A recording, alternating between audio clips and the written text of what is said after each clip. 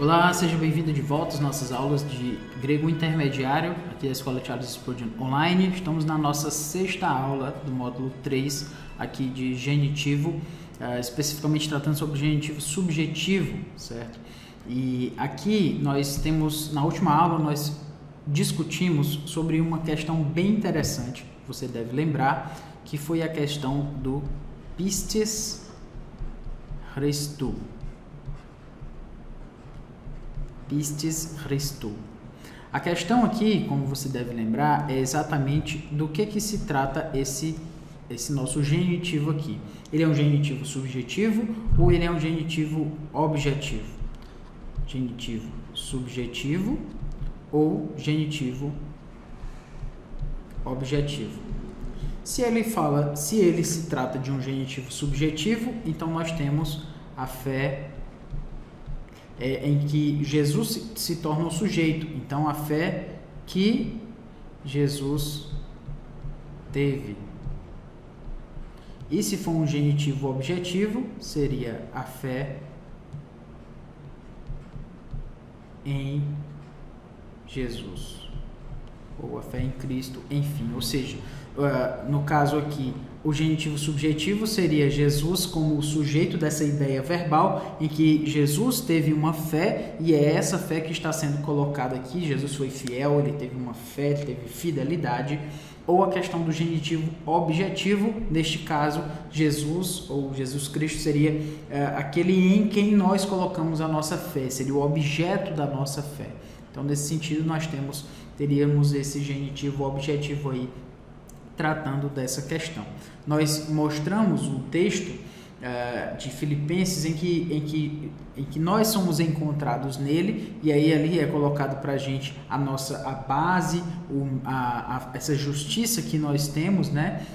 E ali nos é apresentada a base que é em Deus, a procedência que vem de Deus também, nessa fé aí que nós apresentamos. Enfim, o ponto há uma discussão se pistis Christou tem a ver com a fé ou a fidelidade de Jesus, ou com ele sendo objetivo, um genitivo objetivo, no sentido de que nós colocamos uma fé sobre a pessoa de Jesus Cristo, ele sendo então o objeto da nossa fé. Estamos nessa discussão e vamos continuar nela aqui dentro do que temos tratado. Então, um outro exemplo aqui possível, aqui no caso em Efésios, nós temos Efésios 3:12, en ho erhomen ten parresian kai prosagogen, en pepoi thesei diates pisteos autu. Então, en ho erhomen, então pelo qual. Aqui no caso nós temos um pronome relativo, ho, pelo qual, aqui no caso com o dativo, com a preposição en. Nós temos erhomen, verbo erhomen, nós temos. Ten parresian, seria essa ousadia. Kai e prosagogen, nós temos acesso. Com confiança, no caso aqui é traduzido, aliás, o termo grego está em en, com, seria esse en, pepoi thesei, ou seja, com confiança.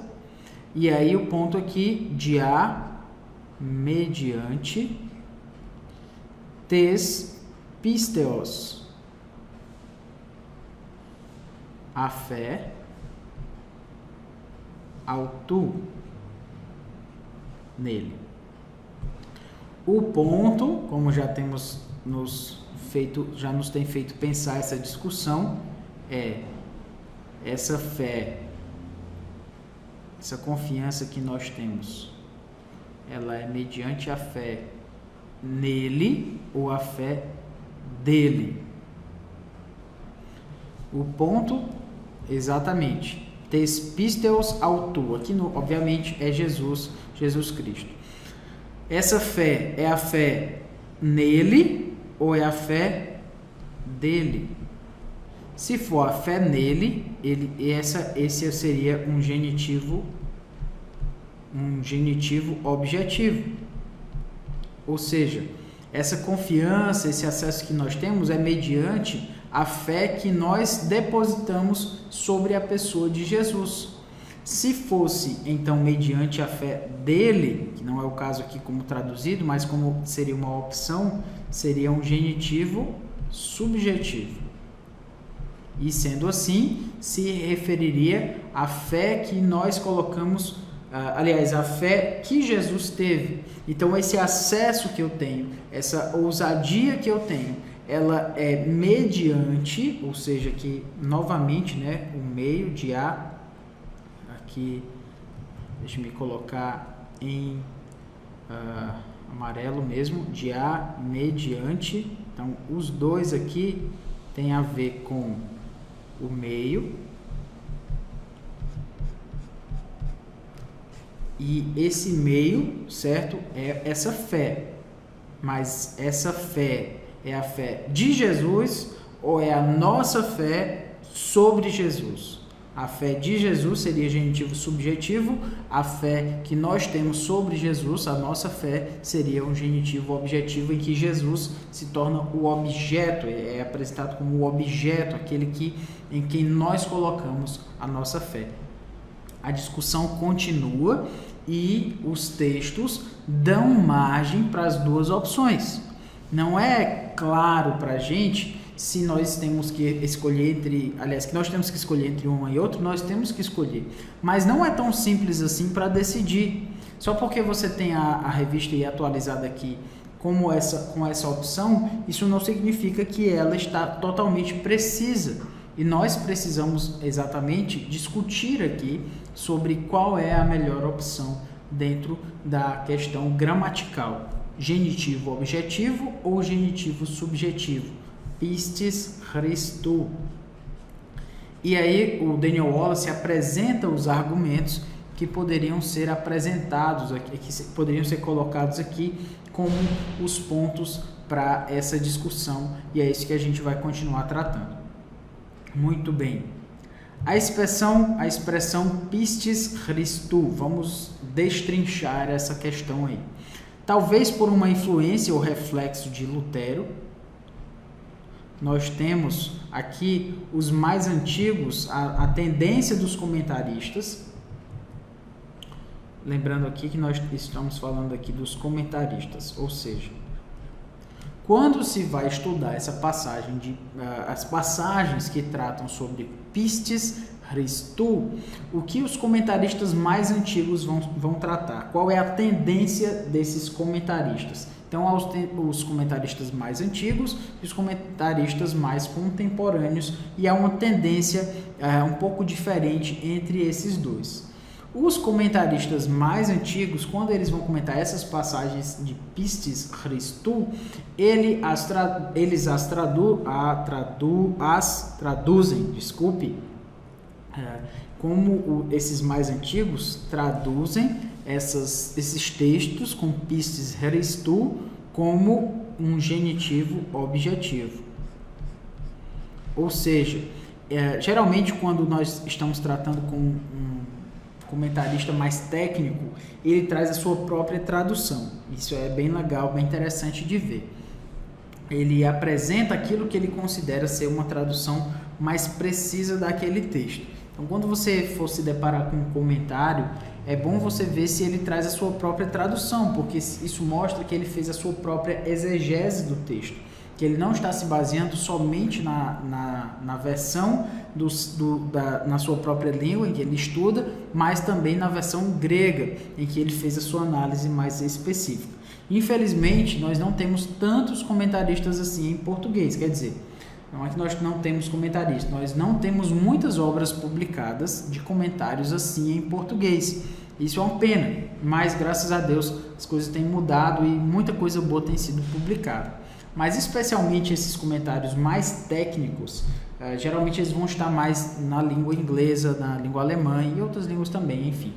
Mas o ponto é mostrar que geralmente eles apresentam a sua própria tradução, e isso é legal, realmente é bem interessante.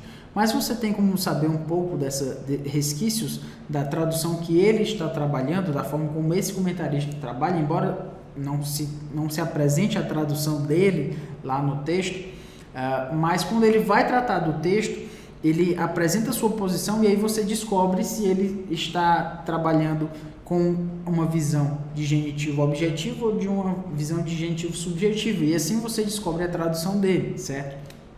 Então, quais seriam os comentários, pelo menos que eu me lembro aqui, seriam que trazem a própria tradução do autor.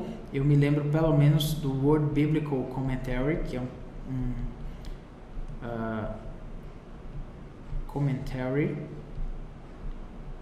é um comentário excelente, muito técnico, muito exegético. Teriam outros aqui, New International Greek Commentary, algo assim mais ou menos, também é bem interessante, mas esse Word Biblical, que eu posso me lembrar, certamente ele traz a tradução do autor ali, daquilo que ele considera ser melhor traduzido. Pillar Commentary também apresenta a própria tradução e outros comentários que a gente poderia avaliar também.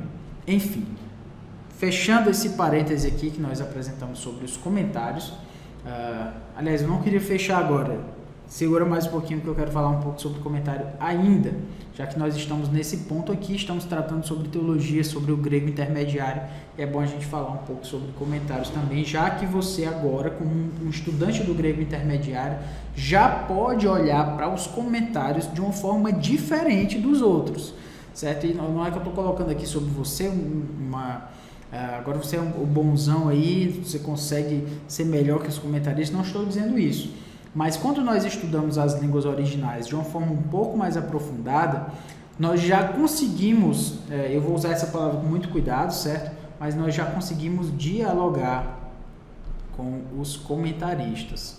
Ou seja, você consegue ver a linha de argumentação do comentarista e até saber se você concorda ou discorda dele. Se você concorda com ele ou discorda dele. Por quê?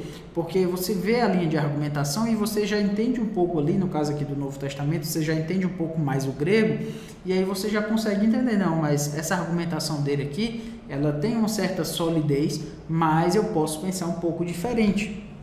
Então, o ponto do grego também, ele traz essa vantagem, certo? A vantagem de você poder estudar de forma mais aprofundada o texto bíblico e olhar para os comentários não como aqueles que são autoridades supremas, e eles nunca devem ser olhados dessa forma, como autoridades supremas, mas então eles não são essas autoridades absurdas, né? São autoridades sim, mas não são supremas, certo? Eles estudaram mais do que nós, aprenderam mais do que nós, estão discorrendo sobre aquele texto de uma forma mais específica, e eles têm o seu mérito sobre isso, mas eles não são autoridades supremas. Esse é o ponto que eu quero colocar aqui. Você, como estudante do Novo Testamento grego de uma forma mais intermediária, você já consegue perceber muitas vezes até inconsistências dos próprios comentaristas. Você começa a analisar aquelas discussões que eles apresentam, e às vezes você vai olhar para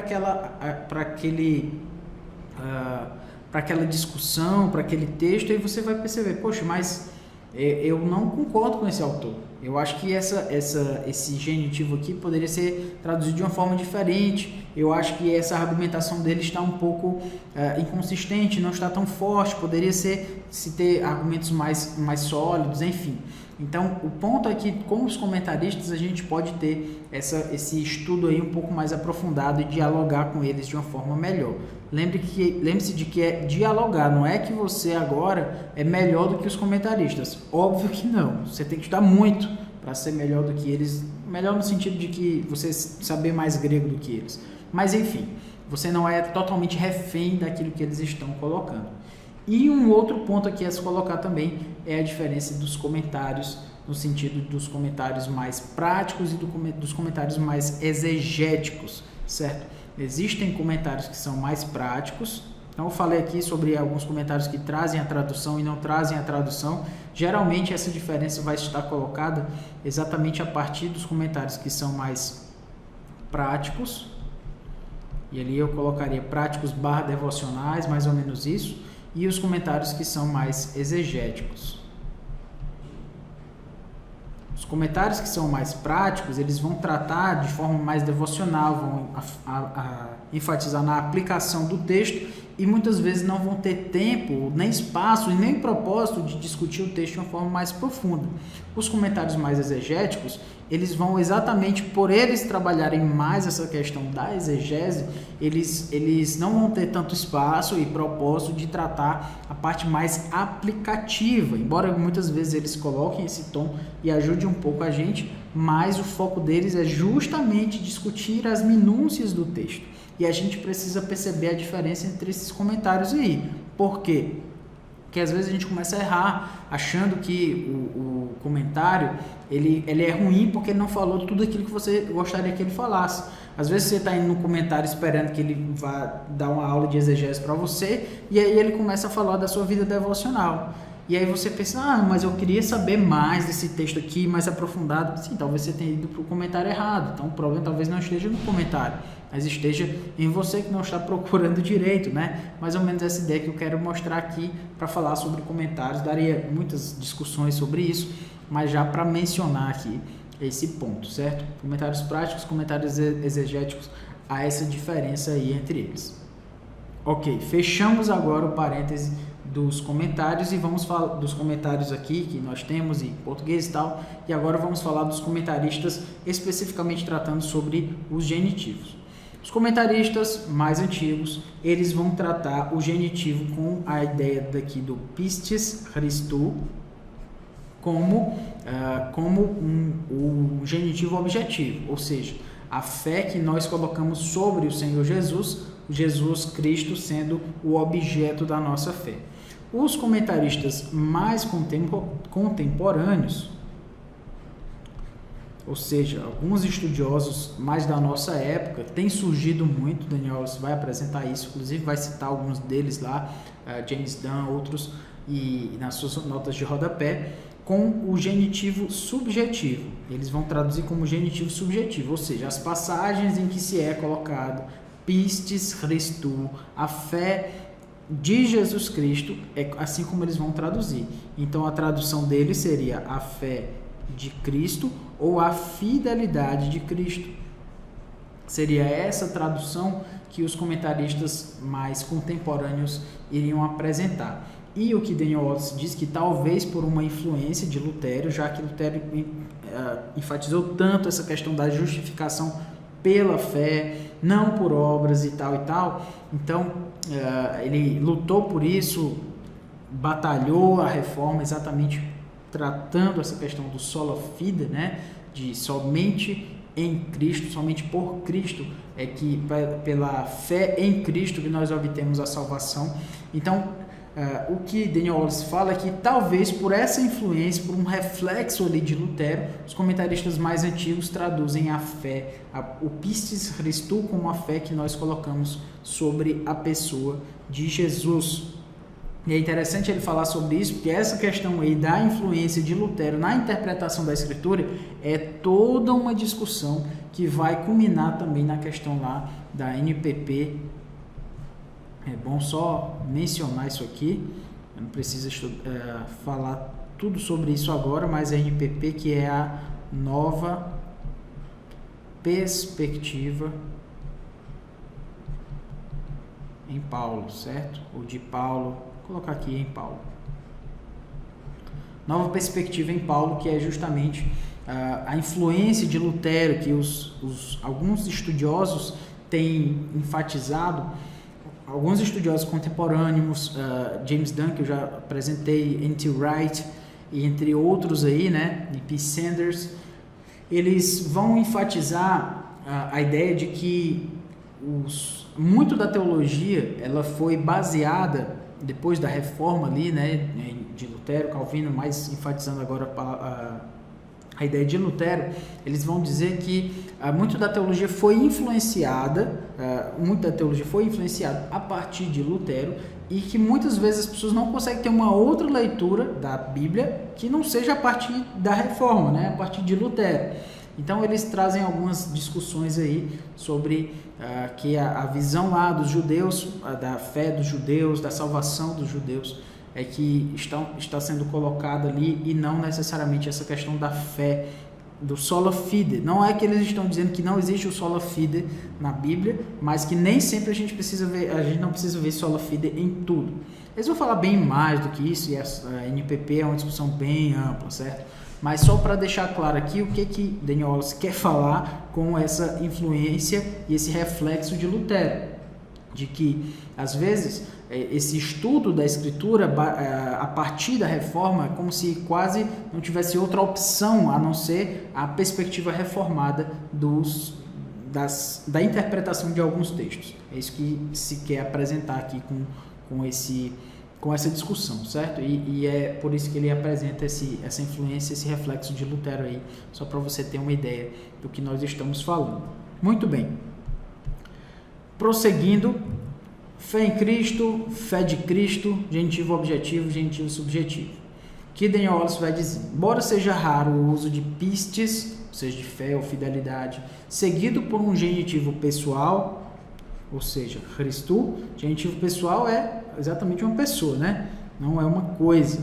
Então, pistes, Christou, nós temos aqui, Christou, uma pessoa, então ele está falando, não, seja raro, ou seja, é um pouco raro no Novo Testamento, o uso de pistes seguido por algum genitivo que seja pessoal, ou seja, um outro substantivo que se refira a uma pessoa. Mas ele diz, quando esse caso ocorre, quando o caso de ser um genitivo de piste seguido por um genitivo pessoal, se tratando de uma pessoa e não de um objeto, então quando esse caso ocorre, pistes é quase sempre seguido por um genitivo não objetivo. Genitivo não objetivo, ou seja, um genitivo que não se refere a um objeto, não no sentido de coisa, mas no sentido daquele que recebe a ação, certo? Então, é quase sempre seguido por um genitivo não objetivo, ou seja, assim, o uso predominante do Novo Testamento de pistes, nesse sentido, é ligado a um genitivo subjetivo, ou seja, um genitivo que tem uma ideia em que o substantivo no genitivo ele é o ator, ou seja, ele é aquele que faz a ação verbal que está ali inserida dentro daquele substantivo verbal, certo? Então, o ponto aqui é que a maioria das vezes que pistes é seguido por um genitivo pessoal, a maioria das vezes ele é um genitivo subjetivo. Então, pela análise dos dados, a gente não tem tempo nem espaço aqui para discutir cada um desses dados, mas o que Daniel Wallace fala é que por uma questão de dados maiores, uma maior quantidade de dados em que pistes é seguido por um genitivo, esse genitivo é um genitivo subjetivo, certo? Um genitivo, quando se refere a uma pessoa, ele é um genitivo subjetivo. Ou seja, em outras palavras, a maioria das vezes, por conta disso, no caso aqui no pistes Christou, por uma questão de maioria, da maioria das vezes, então vai se referir, segundo Daniel Wallace, à fidelidade ou à fé de Jesus Cristo, de um genitivo subjetivo. Esse é o ponto que ele está apresentando para a gente aqui.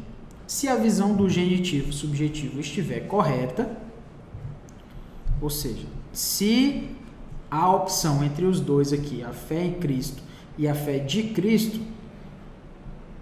em e de, vou colocar em branco aqui para destacar melhor, em e de. Se a opção colocar aqui a opção A e a opção B. Se a opção do genitivo subjetivo, ou seja, a opção B, estiver correta, esses textos, sejam traduzidos como fé ou como fidelidade, se mostram contra uma cristologia docética implícita. Então, o que se quer colocar aqui é que essa ideia de cristologia docética, né? Lembre-se lá de docetismo, a ideia de que Jesus era só uma aparência, certo? Discussão lá da cristologia e tal, só para você se situar aí. O que que Daniel Wallace está dizendo? Se nós estamos falando da fé de Cristo, então se quer enfatizar que Jesus Cristo, a questão aqui do docetismo era o fato de que Jesus era homem mesmo. Então a ideia é que ele não era só uma aparência. Os docetas estavam querendo dizer que Jesus era só uma aparência de Deus. Ele tinha só uma aparência, aliás, ele tinha só uma aparência de homem, mas ele não era homem de verdade. Era tipo um fantasma, uma aparição assim, mais ou menos isso, mas ele não era homem de verdade no sentido de carne e osso. E a discussão, exatamente a ortodoxia contra essa heresia docética, era mostrar que Jesus sim era um homem de verdade, carne e osso e tal e tal. 1 João inclusive vai dizer, né, nós apalpamos, nós vimos com os nossos próprios olhos, enfim, esse é o ponto aqui que está sendo colocado. Se nós estamos colocando que a tradução é a fé de Cristo, então se Cristo fosse só uma aparência, ele não fosse homem de verdade, então não faria sentido ele ter fé, ele ter fidelidade, já que ele era Deus e só Deus, ele não era homem. Então, Deus tendo fé em si mesmo ficava uma coisa meio estranha. Mas se nós estamos falando de Deus como homem, Jesus Cristo, o homem, o verbo encarnado, então faz sentido Jesus ter fé, ter fidelidade. Então, a fé de Cristo, a fé que Jesus tem, enfatiza a humanidade de Jesus. E está contra exatamente o docetismo, a ideia de Jesus somente como uma aparência, certo? Além disso, a fé e fidelidade de Cristo não é uma negação da fé em Cristo, como um conceito paulino. Não é que se está dizendo que não se deve haver uma fé em Cristo, uma fé em Cristo no sentido de Cristo ser o objeto da nossa fé. Não é uma negação disso. Por quê? Pois essa ideia, como ele diz, é expressa em muitos dos mesmos contextos. Neste caso, com o verbo pistel, que é pistel, mas é pistel ao invés de com um substantivo. Então, desculpe, o que isso quer dizer aqui? Não se é descartada a ideia da fé que nós colocamos sobre Jesus, ou seja, Jesus como objeto da nossa fé. O ponto é que, ao invés de ser usado como substantivo pistes, é utilizado com o verbo pistel, e aí Jesus sendo o objeto da nossa fé. Esse é o ponto aí que Daniel Wallace está apresentando para a gente. Então, tudo isso para mostrar o seguinte: embora a questão não seja resolvida completamente pela gramática, na busca de uma análise das posições, o que Daniel Wallace vai dizer é que esse pêndulo ele segue mais em direção à visão do genitivo subjetivo, segundo a opinião dele, certo? Estou apresentando aqui. E que para mim também faz mais sentido dessa forma. Ou seja, essa discussão, a fé de Cristo e a fé em Cristo, genitivo objetivo, genitivo subjetivo, não é necessariamente só resolvido pela gramática. Existem outros elementos que podem nos ajudar com isso, que é especialmente o contexto, seja ele o contexto imediato, o contexto do livro, o contexto histórico e o contexto teológico. Tudo isso influencia para a gente buscar o significado de um texto. Mas o que Daniel Wallace quer dizer é que, apesar de não ser resolvido totalmente pela gramática, ele vai dizer que é mais provável que pistis Christou esteja relacionada à fé que Jesus tem. Então, todos aqueles textos apresentados são colocados, então, como Jesus tendo fé, e a nossa justiça está baseada na fé que Jesus teve, na fidelidade que Jesus teve, enfim, todas essas questões que nós já apresentamos. O ponto é, a gramática não resolve tudo, certo? Ela nos ajuda, ela é uma ferramenta, mas ela não vai resolver todos os pontos exegéticos, todas as dúvidas, os questionamentos exegéticos que são nos colocados, não. Ela precisa de uma análise mais cuidadosa para você não colocar sobre ela toda a expectativa de que agora você vai resolver todos os problemas do grego, que não vai resolver. Mas ela já nos ajuda um bocado aí com todas essas questões, ok? Que Deus nos abençoe. Até a próxima aula.